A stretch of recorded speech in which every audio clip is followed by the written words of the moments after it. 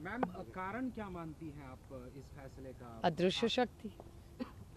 आपके पक्ष का नेता या फिर चुनाव आयोग, क्या लगता है ये फैसला किसकी वजह से आया है? अदृश्य शक्ति नहीं, अगर आप सुप्रीम कोर्ट का ऑर्डर देखें तो सुप्रीम कोर्ट के ऑर्डर में ऐसा लिखा हुआ है कि एमएलए का नहीं हो सकता, वो पार्टी का होना चाहिए। और मेरे ख्याल से तो शिवसेना के साथ किया वही हमारे साथ आज हो रहा है।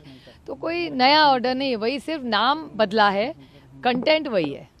मैम कारण क्या मानती हैं आप इस फैसले का? अदृश्य शक्ति। आपके पक्ष का नेता या फिर चुनाव आयोग, क्या लगता है ये फैसला किसकी वजह से आया है? अदृश्य शक्ति। लेकिन आपने मतलब डॉक्यूमेंट दिए थे, एफिडेविट दिए थे, हाँ, वो तो एफिडेविट दिए हाँ थे, बिल्कुल, एविडेंस दिए थे, वो उसका तो क्या हुआ फिर? अभी इसका सवाल आपको उनको पूछना पड़ेगा ना, मैं इसका जवाब कैसे दे सकती हूँ। आप देख रहे हैं हमारे डॉक्यूमेंट्स भी ठीक थे, और फाउंडर मेंबर, इस पार्टी का फाउंडर मेंबर और फाउंडर लीडर कौन रहा है, तो एक ही नाम है, उसका नाम है शरद पवार। बच्चा बच्चा इस देश में कश्मीर टू कन्याकुमारी किसी से भी पूछो एनसीपी किसकी है, वो शरद पवार का ही नाम लेगा। लेकिन ठीक है, माहौल कुछ और है, अदृश्य शक्ति इस देश में है जो ये सब कर रही है। ठीक है, लड़ लेंगे यार, कौन सी बड़ी बात है, हम लोगों में जाएंगे।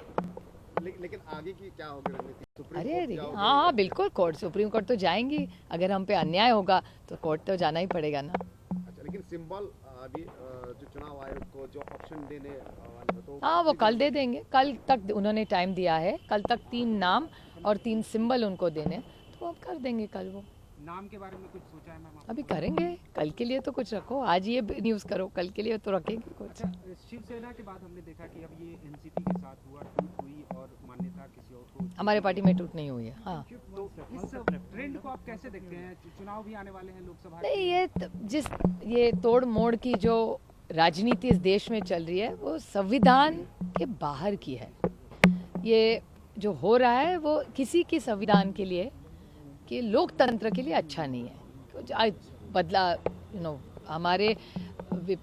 हमारे व्यूज़ अलग हो सकते हैं, लेकिन चर्चा तो होनी चाहिए। और जिस तरह से आइस, इनकम टैक्स, सीबीआई और ईडी का यूज़ इस सरकार में हो रहा है, देश है देश, कश्मीर टू कन्याकुमारी पार्टियाँ तोड़ी जाती है, फैमिलीज तोड़ी जाती है, तो आइस, इनकम टैक्स, सीबीआई और ईडी से ये होता है। लेकिन अभी ये ट्रेंड चल रहा है इस देश में, तो इसके खिलाफ लड़ना पड़ेगा। आप लोगों के पास कानूनी रूप से चुनाव आयोग या फिर कोर्ट की अगर बात करें, क्या विकल्प बचता हुआ नजर आ रहा है? नहीं, हम तो कोर्ट जाएंगे, हमारा पूरा विश्वास है हमको चीफ, क्योंकि ये सुप्रीम कोर्ट का निर्णय क्या है, उनका कहना है कि इलेक्टेड मेंबर्स, एमएलए का स्ट्रेंथ हो ही नहीं सकता, party organisation is the strength.